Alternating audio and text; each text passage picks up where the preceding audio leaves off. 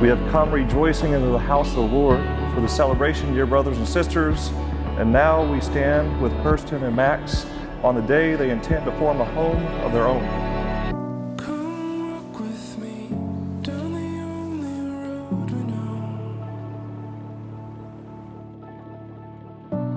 know. Kirsten, you truly are an amazing person, and I couldn't be happier for you and Max.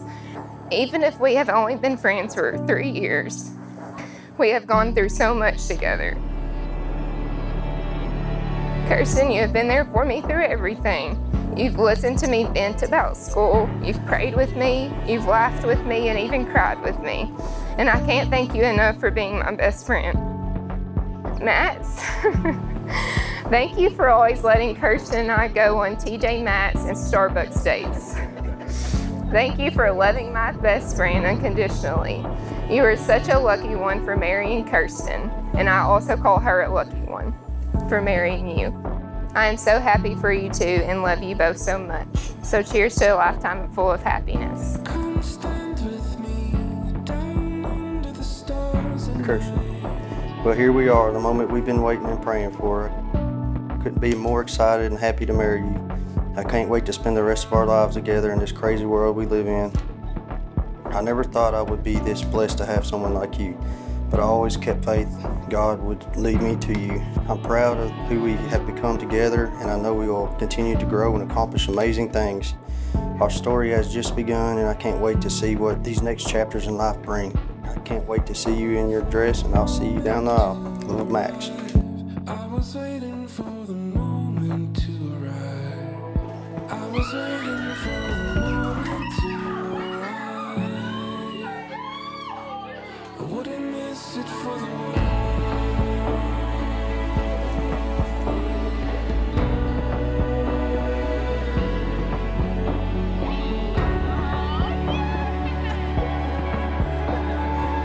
Crazy to think that the day is finally here.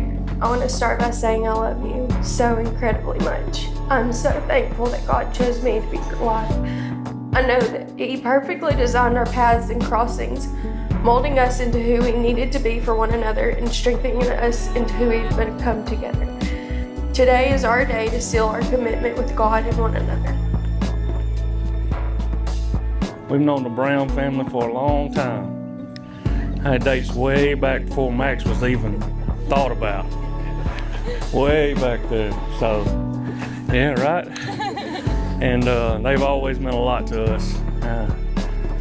It's been very great to be a part of this family. Didn't ever think this would happen, but it did.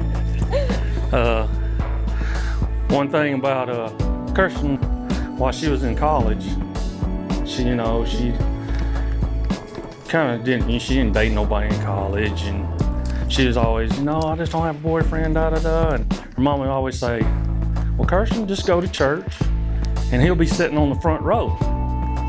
Lo and behold, all the years that we was in church, Max was sitting on the front row. I promise to build you up on the hard days and always be your biggest cheerleader. I promise to be yours before anyone else's for the rest of my days. I promise to love you unconditionally, regardless of what life brings. Before I knew it was you, I prayed for you. Since I've known it was you, I've prayed for you. And for the rest of my life, I vow to pray for you each and every day. Max, you are the one. You are my forever. And you are my Mr. Right. I can't wait to be your Miss Brown. I love you, and I'll see you at the altar. We're really great to have Max. Max is a fine young man. I feel like I can pass her off to him and not have to worry. And because I've seen him in action. You're really good. Thank you, buddy. This is Kirsten and Max.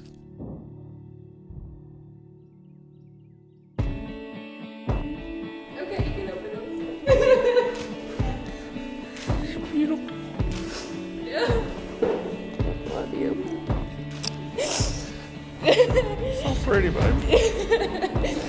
Very pretty. Thank you. I always try to point out, just at the very start of the homily, how special of a position that Kirsten and Max are in. They'll never sit where they're sitting again. This is a place in which they are set apart, and that's who we're praying for. That's where the focus is sort of on them, to pray for them, to enjoy the love that they have for each other. But it is a very special place. Preparation for marriage takes about 6 months, and there's a lot of things that have happened during those 6 months. I don't think they knew what kind of trials they would face, what kind of difficulties there would be, what kind of joys there would be during those 6 months of preparation. But they held on to each other, they held on to their faith in Christ, and we are here in this place where they are set apart for us to pray for.